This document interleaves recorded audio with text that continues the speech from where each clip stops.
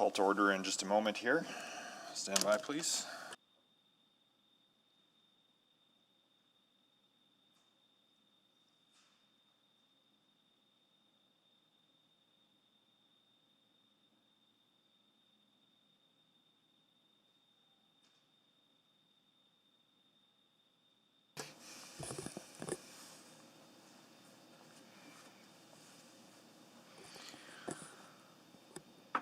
Okay, good afternoon, or sorry, good morning, and welcome to the August 9th Executive Committee meeting. I'll call us to order and check attendance. We have a mix of virtual and in-person as we cautiously reopen things here at City Hall. So first of all, Vice Chair McKean. Good morning, Mr. Mayor. See you live and on deck. And then members of the committee, Councillor Cartmel. Good morning. Good morning. Councillor Hamilton. Good morning. Good morning. And Councillor Walters. Good morning, folks. Morning. And then joining us here in person at City Hall, I see Councillor Katarina. Good morning, Mr. Mayor. Good morning. And Councillor Henderson. Morning. Morning. Okay. Anyone else joining us? I see Councillor Esslinger up on the screen. Good morning. Good morning. Any other members of council joining us this morning? If you could Good morning, identify Mr. Mayor. yourselves. Good morning, Councillor Knack. Anyone else? Okay. So I'll call us to order with that roll call complete and having established quorum, and recognize that we're having today's Executive Committee meeting on Treaty 6 territory, the traditional territory of the Cree, the Dene, the Nakota Sioux, the Saulteaux, and the Blackfoot peoples, as well as one of the great homelands of the Métis Nation. And I will ask for a motion to adopt the agenda. I'd be happy to do that, Mr. Mayor. Thank you, Councillor McKean. No changes proposed at this point, so as before us. Any questions on the agenda? Not seeing any, then please vote.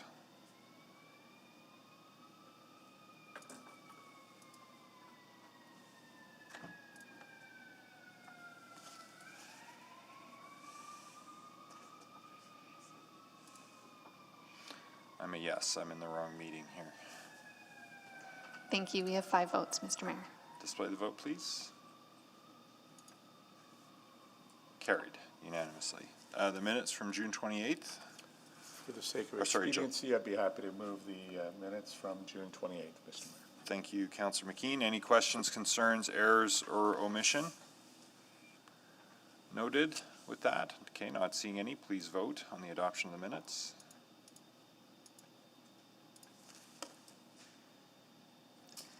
And we have 5 votes, Mr. Mayor. Display the vote. Carried.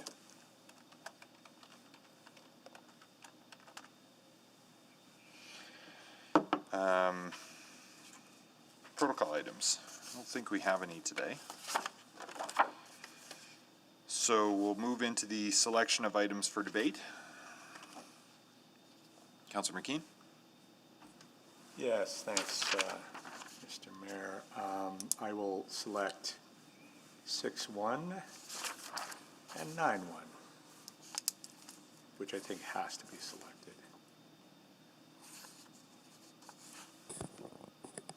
So 6-1 and 9-1, which is time specific for 11 a.m. Must we select 9-1?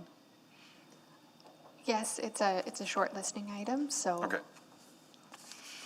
Okay, that must be selected. Anyone want 9-2 or 5-1? Going once, going twice. Not hearing any. Someone want to move the balance then? So moved, Mr. Mayor. Okay, thank you, Councillor Walters. Please vote on those items not selected for debate this morning.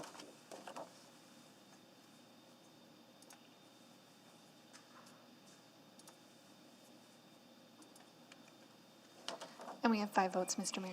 Display the vote, please. That's carried unanimously.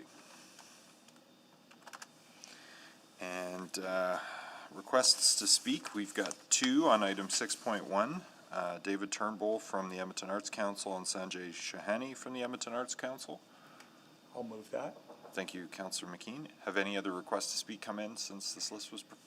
Okay, not seeing any. Please vote to hear from the speakers on 6-1 in a panel.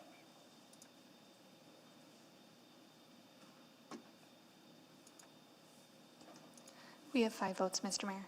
Display the vote. And that's carried unanimously. Request for time specific. There's one pre-approved on the agenda, which is 11 a.m. For item 9.1. Are there any councillor inquiries? Wasn't aware of any coming in, so no inquiries. So let's dive into the first item of business this morning, which is 6.1, the Percent for Art Policy Update, which will go up to council if recommended by committee here. So let's get the presentation. Welcome. Good morning, committee. This report provides an update on the Percent for Art policy. Administration has been working collaboratively with the Edmonton Arts Council since late of 2019 and developed a revised funding and delivery approach for art to improve the benefits and alignment to our policy direction, as well as the efficiency for the Percent for Art program.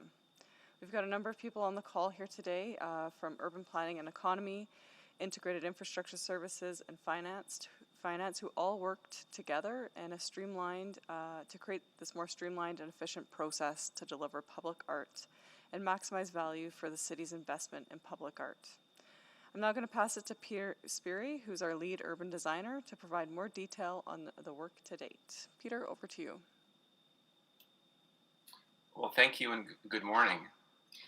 The Percent for Art policy that was established in 1990 requires that 1% of the construction costs of publicly accessible municipal capital projects be allocated for public art. The city's culture plan, Connections and Exchanges, a 10-year plan to transform arts and heritage in Edmonton, was adopted in 2018. In 2019, administration and the Arts Council initiated a holistic review of the Percent for Art program. This review involves several city departments and work areas that have a stake in the public art program. And this review led to the proposed revisions of the public art program that we are presenting today. Next slide, please. The policy review identified several areas for improvement, mostly related to the decentralized nature of the Percent for Art funding model. For example, as art budgets and art placement are driven by municipal capital projects with larger budgets would receive larger pieces of art, regardless of their location. As a result, public art is not always located in the most visible locations. In other words, the existing policy does not allow for comprehensive citywide public art planning that can maximize the benefits of public art. In the current policy, the public art projects are tied to capital project delivery. This dependency makes it difficult to plan in advance public art project budgets and delivery timing, as the municipal capital projects advance through the PDDM approval process. Another difficulty relates to the reporting on Percent for Art expenditures, which are initially allocated from the capital budget but are later reported as operating costs. As the public art budgets are tied to the capital project budgets, the overall annual public art budget fluctuates, which hinders sustainable long-term art planning and conservation of the public art collection. The current policies direct that a fixed percentage of the art budget be used for conservation, but this provision does not always address the current conservation needs of the public art collection as the annual art budget fluctuates. Proper conservation planning is critical for the sustainable management of the public art collection to address the aging artwork in the collection. And in the current policy, the Percent for Art budget is calculated when the municipal capital project is funded for construction, which has prevented the earlier involvement of artists in the design process. Slide 4, please. The most significant proposed changes to the public art program are changing the funding model, decoupling art funding from individual capital projects and instead establish a public art reserve as a single funding source.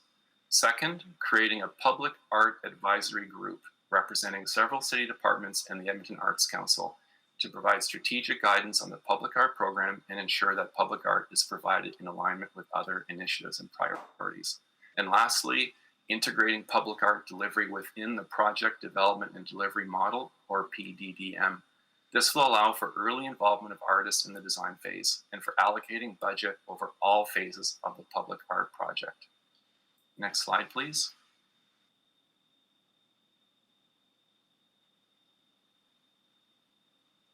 The proposed changes to the public art program will result in a number of significant benefits. One, the Public Art Reserve will provide transparent and stable long-term funding for the efficient management of the public art program and public art collection. There are also benefits as it will be easier to monitor the money coming in and out of the reserve. Two, the Public Art Advisory Group will ensure the strategic alignment of the public art program with other civic initiatives.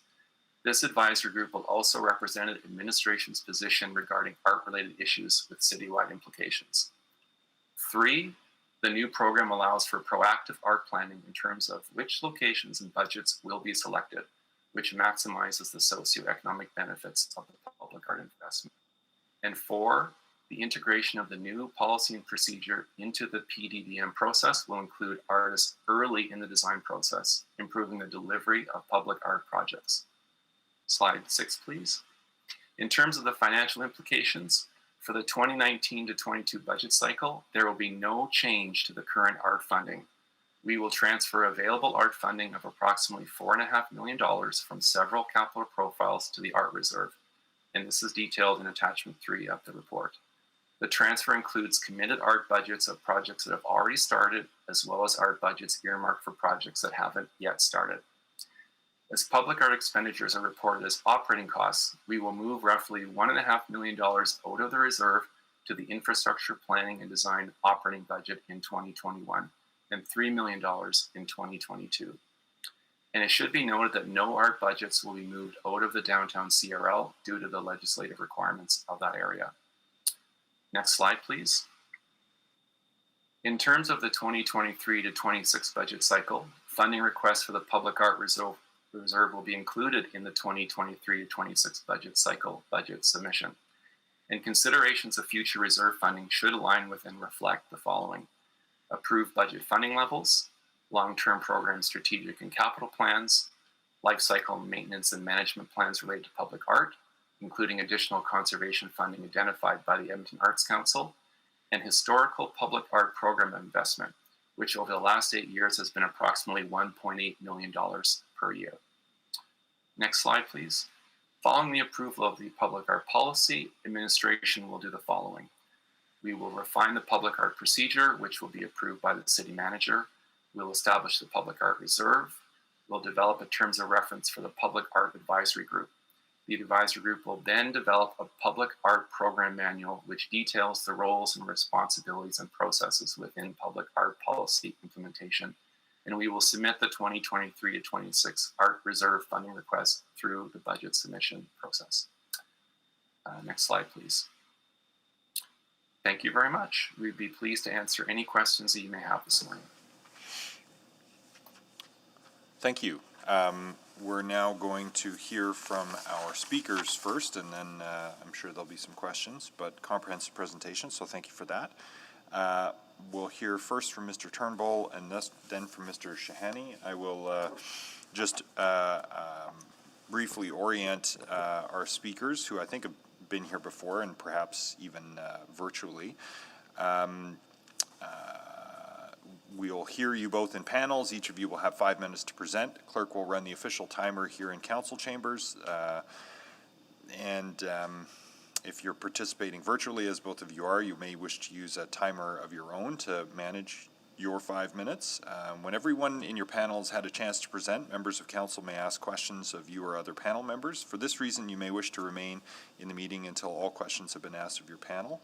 If you're participating virtually, we'd ask that you please refrain from using the chat function in Google Meet, as it could create issues of decorum and may provide you with an unfair advantage over other speakers. Additionally, please remember to mute your microphone when you're not speaking. If you are experiencing any technical difficulties, please reach out to the Office of City Clerk using the contact information provided in your confirmation of registration or at city.clerk@edmonton.ca. If you're here with us in person, the clerk will guide you to your seat when it's your turn to speak. I don't think we have in-person speakers. But in the event of an emergency, please follow the clerk's directions to evacuate, calmly exit using the lower level doors to my left and right, and make your way down the stairs to the main floor and exit the building into the North Breezeway. City staff will direct you to your muster point. Okay, Mr. Turnbull, you're up first, followed by Mr. Shahani. Great. Thank you very much. Okay, I'm just going to put this out there real quick. This is the most nerve-wracking experience of my life. If I sound a little shaky, it's because that's why. Well, if this is the most nerve-wracking thing you've had to deal with, then I am envious of you, sir. But this is a very safe space, most nerve-wracking moment today. Yeah, How about that? okay, good. Well, take a deep breath. You're fine. We're here to hear from you. Go for it. Thank you very much for this opportunity to speak and present on behalf of the Edmonton Arts Council and in support of the work that we and the City of Edmonton have been doing for the last 2 years on the public art policy and procedures. This work has been a partnership in the truest sense of the word, and this relationship sets the stage for the future of public art and the public art program. It shapes how we share the responsibilities of bringing forward our expertise in aligning the city and EAC ambitions, aims, and actions into the future of city building and city building opportunities. Next slide, please. The future of public art is not just about the end product. The end product is a result and a reflection of the work that artists do. And public art is a process where sharing information, research, engagement, and relationship building is key. It has the ability to create community, not just for community, but with communities, where citizens have full access, feel they belong, and can contribute to creating and building meaningful experiences within their community. Next slide, please. The city plan and connections and exchanges provide guidance for how we approach public art planning. Public art can create access for citizens to participate in creating and experiencing a sense of connectedness, belonging, and identity. It creates conditions for artists and communities to thrive, diverse platforms for dynamic exchanges of ideas and collaboration between artists, communities, and the world. It can respond to emerging opportunities and deliberately shape the place we want to live in. And we can actively engage citizens and artistic leaders in civic planning and implementation to build and preserve our city and its landmarks for future generations. The three key drivers for how we're going to approach executing the policy are creativity, diversity, and the strategic development of a public art roadmap. When it comes to creativity, creative professionals are vital in the development of a creative city. New ways of thinking and the development of innovative processes will foster an environment of excellence. When it comes to diversity, critical to the creation of a visually exciting city is a diverse art program, providing a platform to showcase the community's wide range of interests, cultures, and places of value. Such a policy would promote opportunities for access, inclusion, and support for Indigenous artists and equity-seeking artists, as well as emerging and established artists. Next slide, please. When we talk about the strategic development of a public art roadmap, this is what we're looking at. We're looking at shared goals with the city. We're looking at creating a program and a collection that has curatorial vision. We're talking about collection development and management and care, and doing this in a responsible way. Program growth as we build the city for the future, and alongside the city plan, as we're going towards 2 million people, the program must grow to meet those needs. Access for everyone to participate, access to get to the artworks, to understand the artworks, to learn about the artworks, and to physically be able to interact with the artworks is key.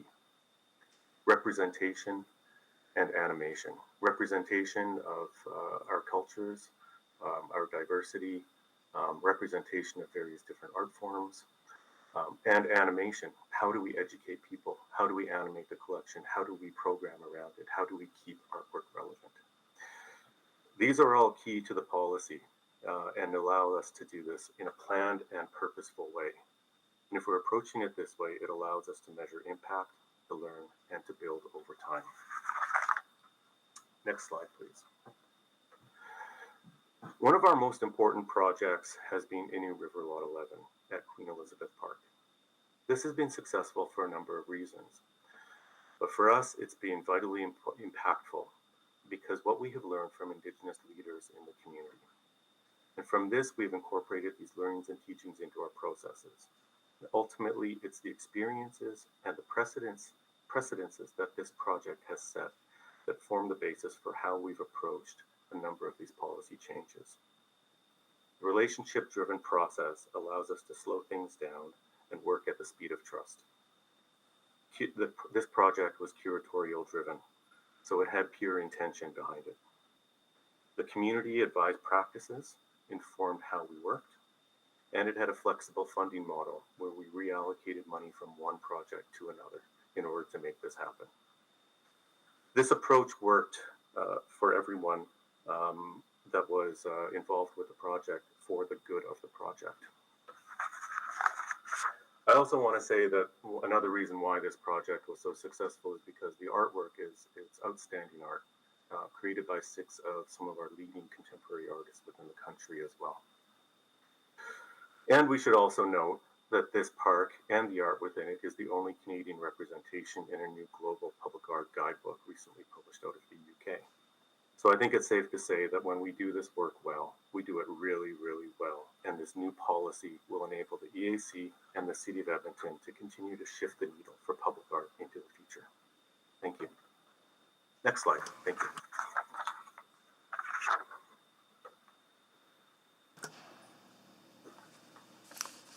Thank you, Mr. Turnbull. We'll go next to Mr. Shahani. Thank you, Mayor Iverson, and good morning to all of you on the committee. I am not going to be speaking today. I'm just going to be here to support David, but also to answer any questions that you may have after David's fairly comprehensive presentation and the presentation by Peter Speary. So I'm not going to use my 5 minutes. Thank you. Thank you. Well, thank you for being here to answer questions all the same, and thank you both for the presentation. So questions of our speakers. Councillor McKean, go ahead. Yeah, thanks. And I don't have a lot because I think the questions are technical and I'll have them for administration. But one of the things I love about our art policy as it exists today is it's automatic. There's no real political entryway to have a discussion as the percent for art policy generates funding towards public art. And I'm not clear whether or not that sort of automatic generation of funding for public art will continue or if it'll be an annual or budget discussion for council every time it comes up, which concerns me. Mr. Turnbull or Mr. Shahani, that I hope was discussed, and do you have any comments?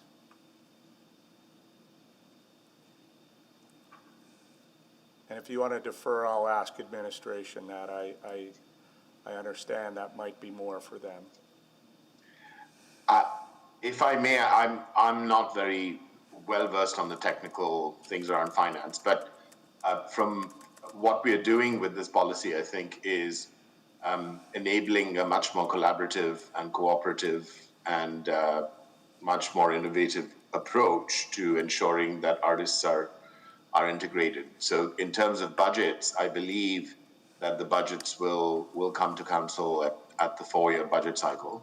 And then there will be a mechanism which I'm not fully aware of, and I'll turn it over to my colleagues at the city to answer that. Yeah, thank you. And I will dig in with them on that because that's a concern. The other one I really loved about the current policy is it wasn't biased to downtown, which is funny for the downtown councillor perhaps to say, but I love the fact that our transit garage out on Fort Road has art atop it, and I love the Telus Dome, and I love how that kind of maybe weird that is. Is that going to continue in this policy? that it would be spread around the city and not biased to the core? Yes, I can answer, Councillor McKean. Thank you for the question. Yes, the part of the work that we need to do is, and this is through one of the mechanisms that the policy will enable, is to be able to work directly with city administration and look at broad plans of what the city is working towards and planning towards for the next capital cycles and into the future. And so what we can do is actually by having these funds pooled, we can actually take a look at, do a scan of the entire city. Where does it make sense to have public art? Where does it make sense to have public art aligned with civic infrastructure projects? Where does it make sense to use those dollars and put them into communities where there are not civic infrastructure projects, or where there is work that currently doesn't contribute to the current policy model, such as neighborhood revitalization and community revitalization. So this gives us the ability to work with the city and look at what are the strategic directions the city is wanting to go. Where can public art work alongside to achieve some of those goals? And where can it have the most impact for communities, that, especially communities that may not be part of, where the current collection is spread throughout the city. Thank you. And well, I hope, I hope we, as Austin says, keep it weird, because I think that has its own virtues. And if we get too objective and, I don't know, concerned about what makes sense, we may lose the plot. But I really appreciate your comments today. Thank you. Councillor Henderson? Yeah, my questions are similar to Councillor McKean's, because I'm worried in the policy that there actually is there will be no, as I read it, no future reference to 1% or any kind of bar. And I was curious to know from a funding, who knows what will happen in the future if there's no bar set, and what that will do to the overall resources that might be available. We've never had to debate that, thankfully, which I think has been one of the beauties of the 1% policy. And I guess really the question is for you to, in your imagination, where would you see this fund needing to be from a financial point of view to be effective? I mean, is the 1% being sufficient? Is it insufficient? If it dropped below 1%, what does that begin to do? Because I think that's a real possibility the way it's worded right now. Your thoughts on that?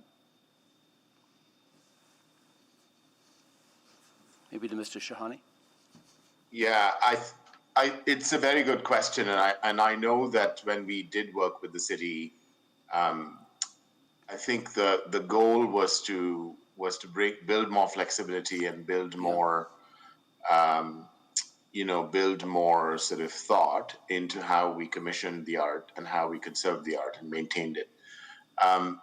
There's also, for the first time, I think, the sustainability issue. So I don't see the 1% for art actually dropping. In fact, I see there is potential for the 1% to be calculated in a way that actually provides the art, artistic budgets with a little bit more in terms of investment, but also a little bit more flexibility. The whole decoupling, the pooling and decoupling of projects potential is precisely that. Yeah. I understand the flexibility. I'm just worried that there's nothing in here right now that references any kind of benchmark on what we expect future funding to be, and that benchmark's been a huge protection of this program over the past. So I'll ask questions of administration around that. And then my other question is also similar to Councillor McKean's. One of the other beauties, interestingly, of the program right now that has linked this to projects is that it has forced us, I think, to consider projects in places we would not have considered them before. And I think Connections and Exchanges probably speaks to that, but so it lives in that document. But I think there was a kind of interesting rigor around that forced us to look at projects we might not otherwise have looked at. And do you see Connections and Exchanges protecting that rigor, or because I'm not seeing it written into our policy? which, you know, understanding our policy and the Arts Council's policy are not necessarily, you know, and shouldn't be entirely the same. But your thoughts on that and how we make sure we send a message forward that we expect art to continue to go into unusual places as well. I'm going to turn this over to David because he's done considerable amount of work on this, so I don't want to steal his thunder. So David, go ahead, please. Sure. Thanks, Sanjay, and thanks, Councillor Anderson. Yeah, I agree, and I think to Councillor McKean's point as well about, you know, keeping it weird and keeping it diverse, keeping it. I think that keeping it really interesting for everyone. I think we have a real opportunity, and we've done the work in this last year where we have a report that looks at the overall collection. We've had it assessed from a curatorial standpoint, and what that's done is it's given us a clear sense of where there are some major gaps within the collection, what the collection makeup is, where those investments were made.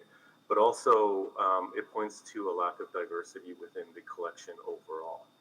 And so this gives us the information and the opportunity to really look at things from a curatorial direction, where we can look at the city as if it is a giant art gallery. And every section of the city is a room within that gallery that can be programmed. And we can look at how we cluster things, how we contextualize artworks, how we can utilize this to move people throughout the city via public art. Okay. And do it in a really interesting way, I think. Yeah. Really quickly before I run out of time, my worry is that I know the Arts Council's there. I'm just worried a little bit that that's not articulated in the policy in such a way that bureaucratic conversations, to be honest, in the future aren't going to get in the way of that, or political worries aren't going to get in the way of that. So do you feel safe on that one? I feel quite safe. I'm actually, from the work that we've done over these last 2 years with the city and the partnership that we've formed, I feel very confident in how we work together between the EAC and the city. I think that our partnership agreement with the city is going to be key to this as well, where we are talking together from our various points of expertise and doing that in a way where we have that opportunity to really speak as experts and say, this is what we need to do in order to keep the art interesting. This is what we need to do in order to, have a collection that is relevant to people, and do it in a very creative way. And so I think that when we look at the structure of what the policy gives us, an interdepartmental committee between the EAC and the city, gives us that opportunity to come together and actually start to throw some creative ideas out there and look at what the potential outcomes could be. And then to be able to measure it as well. Did we hit the mark, or what are we learning along the way as well? So in short, I feel very confident that the work that we've done so far really sets the tone for what our working relationship is between the EAC and the city going forward for public art. Great, thank you. I'm seriously out of time. Other questions for our speakers? Okay, maybe I'll hop in now then. Mr. Turnbull, curious from a answer you provided to Councillor Henderson talking about sort of the overall assessment of the city and some of the gaps in the collection. Could you expand on that a little bit? Sure. The collection was officially dates back to about the early 1950s, 1957 actually to be exact. And as we've done a scan, the collection itself has approximately 260 to 270 public artworks in it, depending on what point of year you're looking at and when artworks are acquired. But what we've seen is when we look at the collection makeup and we look at diversity within the collection, we know that we have artists that at the time of commissioning, represent about 60% local artists, just over 60% local artists. Once we add regional artists to that, we're getting into about 70%. But some of the things that we've noticed is a lack of diversity in artist representation. We have a lack of artists from Indigenous communities. We have a lack of women artists. And especially when we start looking at budgets that get into some of the higher ranges, over $200,000, we have, I believe, 2 female artists in the collection that represent that. One of which is local, which we're extremely proud of. But what it shows is there is room for a lot of development. There's a lot of growth. And for us to be able to do this in an intentional way, a purposeful way, where we're looking to ensure that our collection represents our communities, represents the diversity of the city. Because I think that one of the, sorry, I'm rambling here for a second, but if you'll just allow me to. What this points to also is that when we look at structures of museums and art galleries and even the public art collection, you look at who has created the artworks, and then who accesses them. And for me, it's a big question of, are there barriers to communities accessing artworks based on the type of art that it is and who made it? Are there artworks in the public realm created by specific cultural groups where newcomers can see themselves represented within the community? Are there artworks represented by Indigenous artists throughout the city that represent our Indigenous communities, our MOU partners, our urban Indigenous communities, members from Treaty 6? So these are some of the things that the review points us towards, and make some recommendations for us to move forward in a clear and deliberate way in building the collection. Well, it's my sense then that the policy will help us address those gaps, and in a aggregate sense, or sort of a portfolio kind of sense. And then I think the other big thrust here is sort of the portability, and also the ability to create some, like, to work with our public spaces in a different kind of way. And I think the River Lot 11 is a great example of building a collection in a special place and enhancing a place, and creating a destination. So I presume, and I think you sort of implied this, if not saying it explicitly in the presentation, that we'd be able to do more of that and in different parts of the city, if I've got that right? Yes, correct. And part of the work that we did with the policy development this time around was working with members of open spaces, planning, design, and delivery, to also look at, how can we align this with not just our previous public art master plan, but also with our current River Valley park system strategies and parks and open spaces as well. And I think that also may help us with some of the sort of accessibility challenges that some of the different pieces we have in the collection have by virtue of their traditional proximity under the old policy. So that integration, I think, is just by way of feedback, I think, really, really encouraging. And for Mr. Shahani, is there anything sort of undone or unfinished in this, or risk remaining that you're concerned about? I was interested also in Councillor Henderson's question about the ratio linkage, and your answer was very optimistic, but I'm just curious whether you see any risks or anything you want to flag for us before we kind of sign off on this for the foreseeable future. Anything else you wanted to flag for us, or concerns we should be mindful of? Yeah, I mean, I base my optimism now, Mayor Iverson, I base it on the relationship we have with city administration and the work that David and my Director of Finance, Shirley Comden, has done. But it's also, based on the Edmonton Arts Council's understanding of what it takes to actually run this program, and to run it in a way that is actually sustainable and meets the impact goals of connections and exchanges. So we've tried to build into this work a real recognition that, as David said, that there is a real recognition by city administration of the Edmonton Arts Council's expertise, not just our ability to administer and project manage, but to actually lend our expertise in supporting the city's growth and artistic planning and impact goals, right?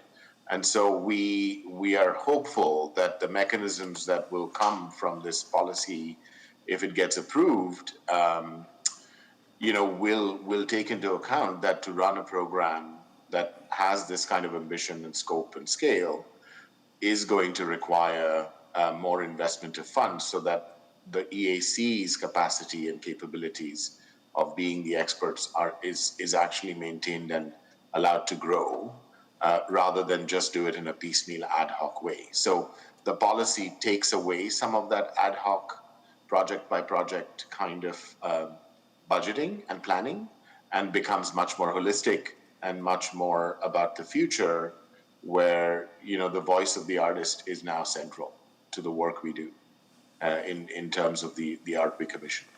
I don't know whether I've answered your question, but I am very optimistic. Oh, I appreciate that. Thank you for those comments. Thank you both for your efforts and to you and through you to your teams who've worked on this. I appreciate your efforts, not just today, but in your answers today, but considerable work going into this. So I think those are all of the questions that committee has for you at this time. So you can certainly stay on the line and observe the questions we'll have for city officials now. So let's pivot to that. And Councillor McKean, go ahead. Thank you. I don't know if it'd be you, Ms. McCabe, or Mr. Speary, but what concerns me is that the percent for art policy has created almost a sort of an automatic withdrawal, or CPP coming off your check. The city council doesn't really think about it. And yet there's this automatic funding source for public art in Edmonton. And I'm a little concerned that if it comes up at budget, then it'll be put up against all the other priorities. And as we know, in the last year or so, things have been extremely difficult, and it might be pretty easy for a future council to say, this is a really good program, but we just can't afford it this year, or we're going to have to cut it by 50%. So I think the policy from a layman's perspective, everything else looks really good, and I understand Mr. Shahani's optimism around it, but your thoughts on funding? Yeah, understood, Councillor McKean. And the intention with this change to the policy was to pool the money into one account so that we could achieve stronger policy alignment, as indicated with the Arts Council and the work that they're doing. So the intention wasn't to create a situation where the arts budget could potentially be reduced. However, there's a few places in the procedure that help with that in terms of saying there's a line that says that it should be directed to historical funding still, that the funding amount should be related to the historical funding. If it was the will of committee to strengthen that, I would suggest that that could be added into the policy, in the funding component of the policy that says that the policy should be funded to at least 1% of capital projects, and that would help strengthen that to create that tie. Well, I'm very interested in making such a motion, to be honest, because right now the policy the new policy as it's written doesn't really put in writing that at least 1% of the budget for capital projects will go into this public art stream. Am I correct? You are correct. The policy does not say that explicitly, but the procedure does have components of it that say that the program would be funded to the same historical amounts, but it does not reference the 1%. So, and we have had up and down years because of the 1% on capital projects. Yeah, I'll be interested to hear what my committee colleagues have to say, but that's my one concern, that there's, like I said, there's been this sort of automatic withdrawal going into public art. And I know, I think even a couple times this term, we've had a little bit of discussion about whether we should cut that from this project or that project. And that is my worry, that then we get into a debate about the merits or the priorities and where this sits in a priority. And I think it's one of those things that are really important for even the economic future of Edmonton, but sometimes those arguments fall flat. So I'll be interested to see if the clerk can come up with the wording for such a motion. Mr. Mayor, thank you very much. Thank you. Councillor Henderson? Yeah, no, I would echo that. I think, it's always been called the 1% policy, but there's no reference in the new policy to the 1%. And knowing the history of this, I think we understand in the short term what that does, but I think protecting that in the long term and saying that that's still in place is critically important. I agree that it should be a minimum or a floor. It should never fall below a certain amount, and maybe that's the way to frame it. But I'm really, really nervous about not mentioning the policy. I know all of our best intentions right here are solid, but this has lasted 20 years or 30 years now, right? So early 90s, so that's 30 years, and it needs to last another 30, hopefully. Yeah, agreed, and that wasn't our intention for. I realize it wasn't. I just, It's a very good observation. I'm not worried about administration on this. I'm worried about us. I'm worried about the political, the temptation to interfere with this politically, which has never happened in the 30 years because it was so clear. And I think that's really important to hold on to. And the other question I have is similar to that, which is your thoughts on this question. I actually don't see anything in the policy that actually speaks to that idea of it being diverse and going to those unusual places. And I know the Arts Council intends that, but I worry a little bit down the road that, that debate about whether it should go into a police station, whether or not it should go into a fire hall, whether, which I think has created some, whether or not it should go into a bus barns, which I think has created some really interesting opportunities for us. I worry that we will worry that out of it in the future because that's in the nature of our caution. In the way our administration works, and I am concerned that isn't actually spoken to in the policy side of things. Yeah, understood. It is definitely in the procedure, and perhaps Mr. Sperry could give some more detail on how the mechanism of implementing the policy and procedure. Certainly, and I think you're correct. The procedure does speak to the creation of a public art plan. And the public art plan is developed through the collaboration of both administration and the Arts Council to seek out and build on best practice in public art. But I think it's a fair observation to say that the policy is a fairly high level policy that does speak to concepts of diversity. But you're quite correct. I don't think it gets into the nuts and bolts of art in unusual places. So it's a very good observation. I worry more about, a council that may be sitting here 10 years from now, who may, and a good policy will back up the courage of their decisions, if it's not in there. So I don't quite know how to frame that, but I would feel more comfortable if there was something like that actually referenced it in the policy. And I think if that's our intent, I just think I would say you as an administration need an ability to say, but it's in your policy. And I'm not sure it's there right now. When that debate about some of those unusual places come up and become public, which they often do. So I'm not sure the best way to deal with that, but that was the other thing. It'd be lovely to see just some kind of statement that was put into the policy along that line. Thanks very much. Those are my questions. Thank you. Councillor Hamilton and Councillor Cartmel. I just had one quick question.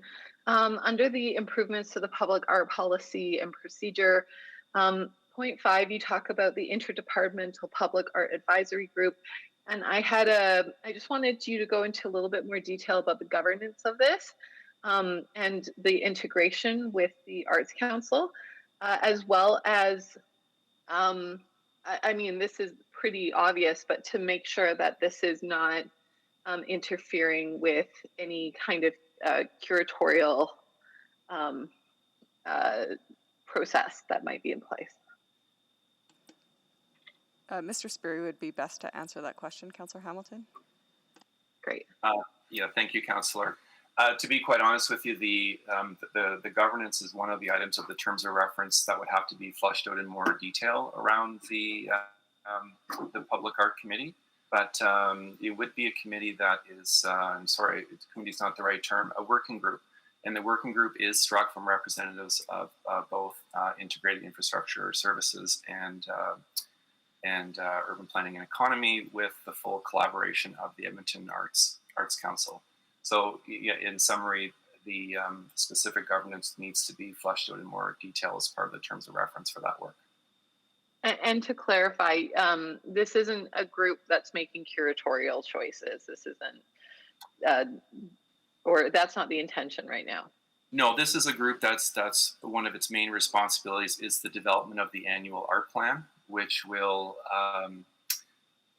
identify those areas where public art is best located to maximize that socioeconomic benefit. Yes. Okay.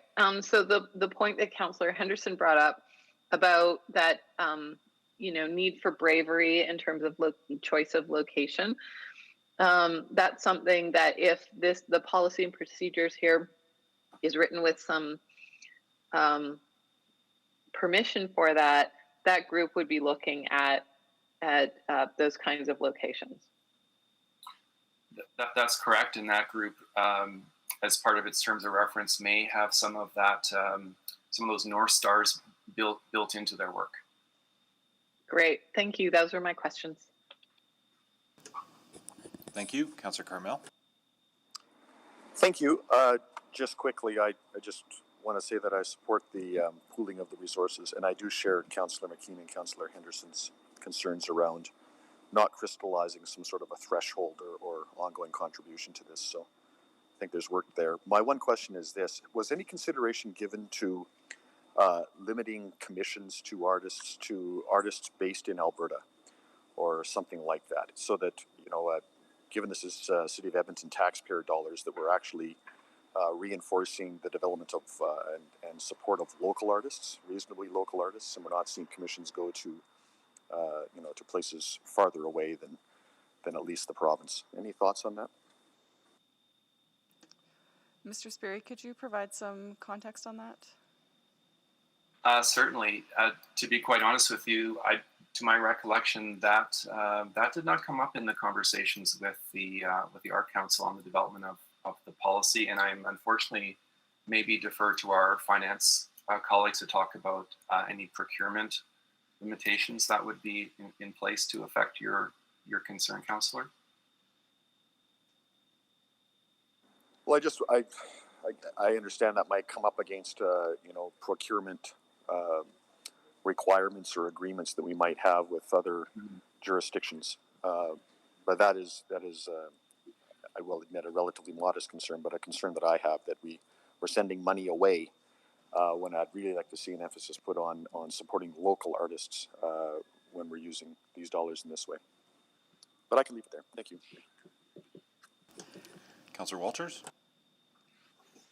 Thanks. So I guess maybe Mr. Sperry, to follow up on Councillor Cartmel's question, that's been discussed in the past, and the answer to that has always been that our local artists actually don't prefer that because they wouldn't want the same limitation placed on them by other cities. So in the spirit of free trade and enterprise within the arts community, they didn't want necessarily a sort of fence drawn around the city or any city for that matter. So is that a fair, reasonable memory on my part? I believe that's correct. And that there has been moments in the past where artists outside of the city have been engaged on these projects.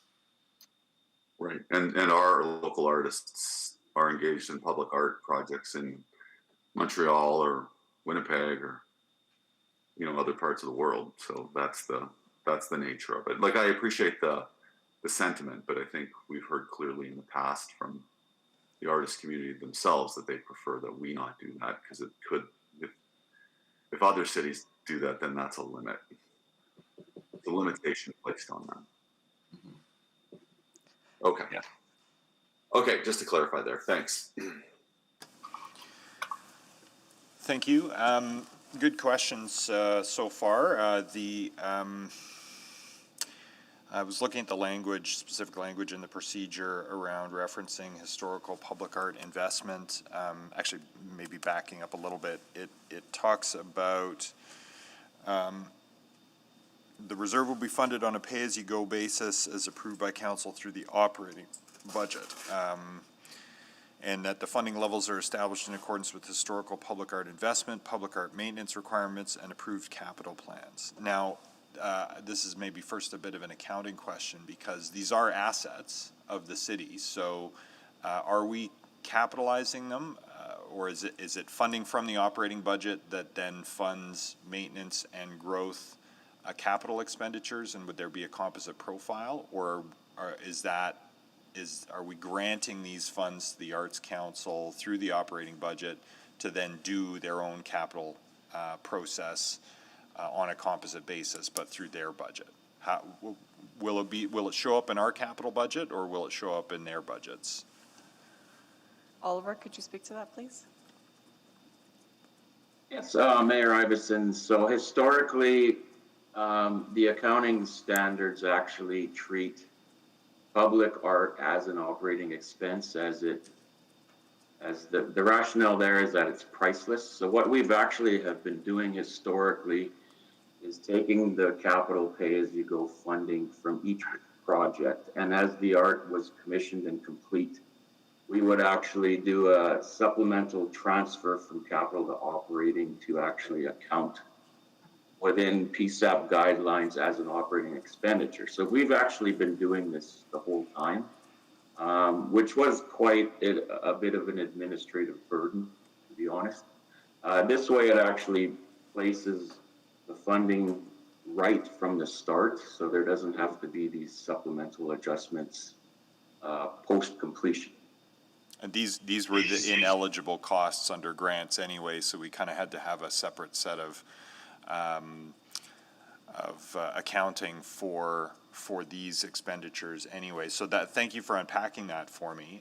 So this will just clean it up, because essentially pay-as-you-go that was moved into capital to cover this would come back into operating anyway, so this would just keep it in operating. So then the other set of questions are around establishing the estimate of what it is. So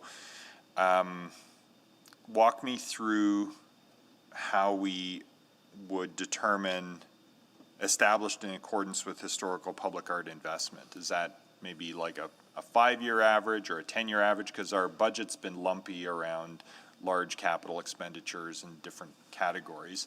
Does the administration have a sense so far of how you might do that? And if you do, could we embed something like that notionally in the policy, just so that we can be assured that you will craft budgets in accordance with that as policy direction?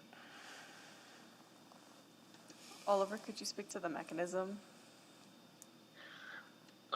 Yes, Mayor Iveson. So basically, you are correct that if you look back the last 5 to 7 years, it's quite volatile in terms of what's publicly visible in terms of a capital expenditure, taking a % off of that. On average, it's been about 1.8 million. But again, what we would also look at is we look at the current budget in front of us and moving forward in terms of assessing what that 1% of publicly visible art is, keeping within the spirit of that 1% of publicly visible art. Sorry, did I get all your question, or is there something else I missed? No, I think you got the gist of it. Yeah, because the approved capital plans going forward, I mean, those may be a bit lower given some of the constraints that we're under, notwithstanding the big transit investments that are coming through. But those are highly ratioed and leveraged against, 80-cent dollars from senior orders of government. So it's a little bit hard to say, 1% of when it's an ineligible expenditure. So you're having to pay 5 times as much to do 1% of $1 billion project when we're only in for 20% of it, right? So that there are some factors there around big transit, for example, or the Yellowhead or other things that are leveraged.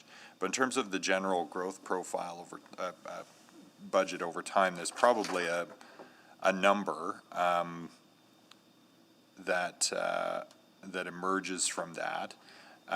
You know, maybe it's $2 a head is the other way to look at it, because it needs to be fixed also to understand the growth of the city and inflation and other things. So I'm not sure what to tether it to, but looking for some guidance on what we might be able to tether it to put a floor under it. So I'm in the same place as my colleagues here, just looking for some way that we can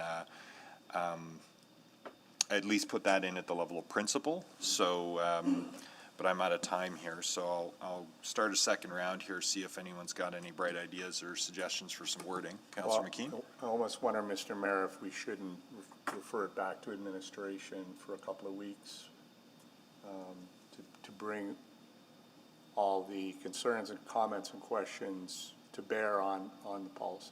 Mr. Cape? That's an option. We could also provide some recommended wording today, which I think would cover off the two concerns. Our intention was that it would be continue to be 1% of eligible capital projects, so we could put that into the policy, and we could also include in the policy diverse artworks in diverse locations. Why don't we recess for a few minutes, just because I'm not sure what the next few agendas look like, and we've got time until a time specific at 11. So why don't we take a 5-minute break here to just come up with some wording, because I think that begins to address the substance of it, and then maybe we can get this one done today and up to council for next week still. And if another option is if we need a little bit more time, we could either recommend it to council pending some changes, or if we want to craft a wording. But if we can get wording today that we're good with, then we can send it up and it won't need to be debated. Just selected for voting purposes, presumably. So yeah, let's take 5 minutes if there's no objection and try to write up a couple quick amendments here. Okay, let's take 5.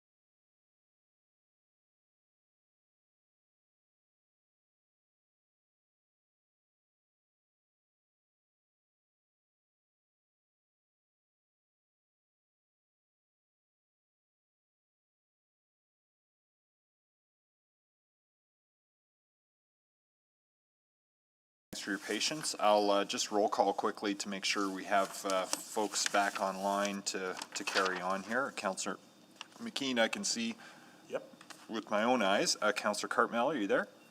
I'm here, yep, thanks. Welcome back. Councillor Hamilton? Councillor Hamilton? How about Councillor Walters? I'm here, sir. Okay. And Councillor Henderson's come back in the room. Councillor Katarina's here as well. Councillor Knack and Councillor Etzinger, are you still there?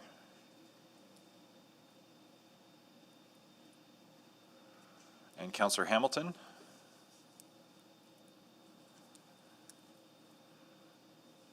Okay, well, we got 4, so let's start back up here. Okay, what have we got by way of some draft wording? So administration would make 3 recommendations. I'm not sure if we can get them up on the screen. Thanks, Kirks is working on that.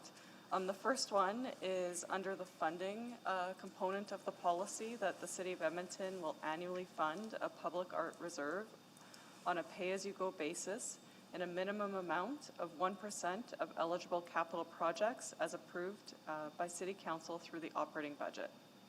The second revision would be in the policy as well, under the public art program, to include in the very first bullet, to make sure that we've got that strong policy alignment that continues.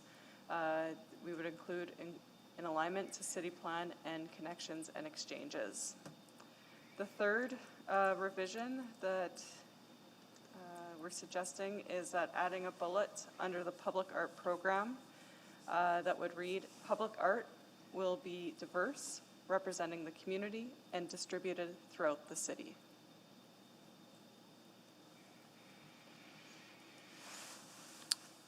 I'd be happy to move those. Okay, so Councillor McKean will move, well, you can move the motion that was before us with the following amendments, which would be A, B, and C added to point 1. Right.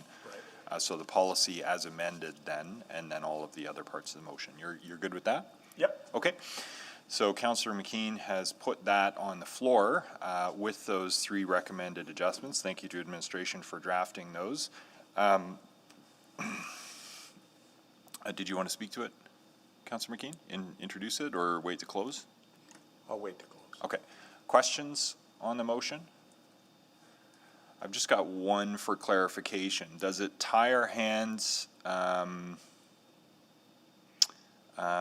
because the eligible capital projects is usually a sort of a forecast on a multi-year basis, and then there was also the procedure references a look back. So this could be strictly interpreted to say 1% of it in the given year as a minimum. But if that happens to be the year we're building a particularly complicated bridge crossing or something, and it's spiking in that year, that may create a bit of lumpiness. And maybe that's not the end of the world because it's 1% of some lumpiness. So if administration is satisfied that it may rise and fall that way, but I think the policy sort of alluded to a little bit of a look back and a little bit of look forward and some blending, and I'm not sure this gives you that flexibility to smooth out that lumpiness. So just your thoughts on that, Ms. McCabe? I believe that this does give us that flexibility with the way that the reserve is being created, but perhaps someone from finance can just confirm that as well. Yes, it does not hinder us financially from managing the reserve. And the intent of the reserve is exactly to manage the lumpiness and the time differences between the different budgets that move forward. So short answer is no, it does not hinder us. Okay, so with some what would have been pay-as-you-go dollars in the capital budget needed to match the eligible cost. So at least for the next few years, the balance of this capital budget, those dollars will be there at this ratio. And then I guess the other thing is the expenditure coming out of the reserve doesn't have to align in the same year. So we don't have to spend, you know, if it's 1.9 this year instead of 1.8, we don't have to spend 1.9 this year. It just means 1.9 goes into the reserve, and then will get spent accordingly as the reserve is depleted for projects that are executed in accordance with the policy. So that's the reserve is the way to manage the lumpiness, I think, to the other way to manage the lumpiness. That's correct. Okay, all right. Okay, thanks for just demystifying that for me a little bit. That helps me understand the mechanics a bit. I think we've got this here. Maybe I'll just speak to it briefly and say that, you know, I've always been proud of the city's work in the public art space, our longstanding leadership going back to this building itself, which was one of the first projects the city built, you know, a generation ago, really, that included that commitment to art. And actually, rather than sort of one big piece, this building took the approach of having several different works of art from a variety of different sources, from different artists at different stages in their careers, from different walks of life. And so this building, along with River Lot 11, for example, represent a legacy of leadership and innovation with respect to public art here in the city of Edmonton. And I think this policy is consistent with that and builds on that. And also deals with some of the questions that have arisen over time about particularly where to locate significant public art. And, you know, it sort of made sense historically because the dollars were attached to particular large projects. But when some of those large projects were in off the beaten path a little bit, or a little harder to get to from a public realm and public space point of view, you know, that has raised the eyebrows. I still think there's some great pieces of art in some odd places in the city, and that's part of the charm of the overall collection. But going forward, the opportunity to be much more intentional about where we cite art and make sure that we're building, you know, a portfolio of pieces here that reflect the diversity of our community, both in terms of the artists who produce art from here and from elsewhere. And I do think that point that Councillor Walters raised is a valid one, that you can't have it both ways. You can't want for your artists to be doing art in other places and have a preference only for the ones in your community. But I do think that this will allow us to not only have a few small ones and a few big ones, but have a full spectrum of different opportunities for artists, including more opportunities, hopefully, for artists from here to bid into some of the medium-sized projects. And to be part of collections in curated spaces like the Art Park that we may develop over time. So I'm quite confident in the Arts Council's very, very thoughtful approach historically, and then of course, again, in the answers to questions today. And I think administration has given this considerable thought as well from a public space, public realm, and urban design point of view. And it's nice to see those two things converge. Because I think that great public art enhances the public realm, and great public realm enhances great public art. And so having everybody pulling in the same direction on that, building a collection we can be even more proud of, is very encouraging. So I'm very happy to support it, particularly with these amendments presented today. And public art put the food on the table when I was a kid too, because my dad's a sculptor. So he's retired though, so there's no conflict here, just to be crystal clear. So I'll stop there. Anyone else wishing to speak before I go to Councillor McKean to close? Going once, going twice. Councillor McKean. Yeah, I'll try to be brief. I think committee did some good work today along with administration to ensure we have that sort of automatic withdrawal, as I mentioned earlier, to ensure that we have budget for our percent for art policy, which I think is really important. And I mentioned it earlier, but I do like that we have put some major pieces of public art in weird places. Telus Dome comes to mind, and also the structures atop the Kathleen Andrews Transit Garage. And first time I saw that, I remember just smiling, thinking, again, to use the word I used earlier, that is so weird, it is wonderful. And that part of the city Northeast Edmonton gets to enjoy that, I think is fantastic. So, you know, where it makes sense, I heard earlier, it doesn't necessarily fit my view of where public art should go. It maybe should go where it, sometimes where it doesn't make sense. The other thought I have is 108th Street and all the art up and down 108th Street in the downtown. And I was at the opening of one piece of public art there by an Indigenous artist. And we were all standing out on the street. There was probably 30 or 40 of us while an elder spoke and then the artist spoke. And it struck me as that was kind of weird too, because we were all standing in the middle of an active street, which spurred me on to try to convince the administration that we need that to be a permanent shared use street and slow everything down. I even suggested putting benches in the middle of the street so people could sit to give signals to cars. But, you know, it's those sort of wonderful, weird places that add to the vibrancy of our city. And I think there's strong economic advantage to having a city that's really compelling for the people who live here, but also to visitors. So, and I'm really quite thrilled with the change to the motion, and I hope everyone will support it. Thank you. Thank you. Please vote. I'm a yes.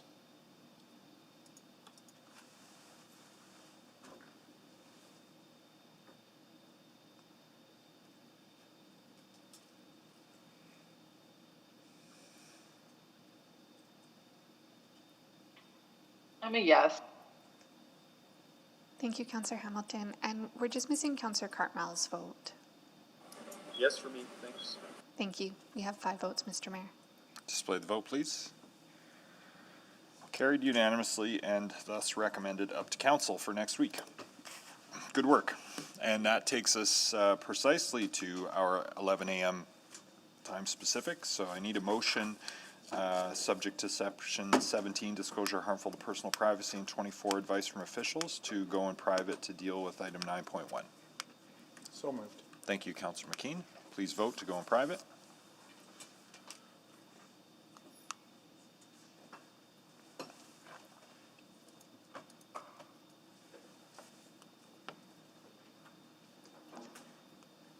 And we're just missing Councillors Cartmell and Hamilton's votes.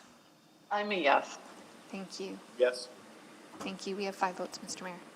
Display the vote. And that's carried unanimously. Okay, we'll just give ourselves a moment here to turn over the room.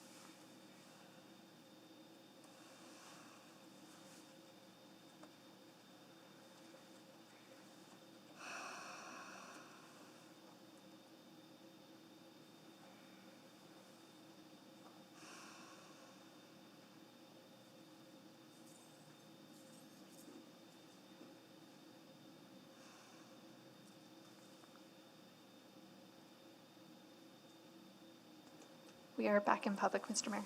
Great. And Councillor McKean then, would you move? I'd be happy to move the motion on the screen, which I can't read from here. Do you need that read in? Since it's changed, maybe I'll just read it in for you because I've got my virtual bifocals on here. That the Edmonton Salutes Committee candidate shortlist of 5 recommended candidates outlined in attachment 1 of the report be approved, and that Executive Committee recommend to City Council that the 6th candidate referenced in attachment 1 of the report be appointed as a public member of the Edmonton Salutes Committee from October 26, 2021 to April 30, 2023. And 3, that the August 9th Office of City Clerk Report OCC 00639 remain private pursuant to Section 17, Disclosure Harmful to Personal Privacy, and 24, Advice from Officials of the FOIP Act. That's your motion? Yes. Yes? Okay. Any questions on the motion? Debate? Seeing none, please vote.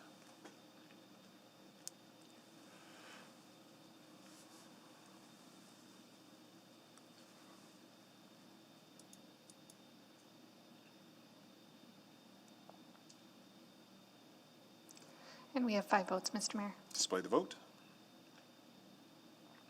Carried. Are there any notices of motion this morning? Seeing none, we are adjourned.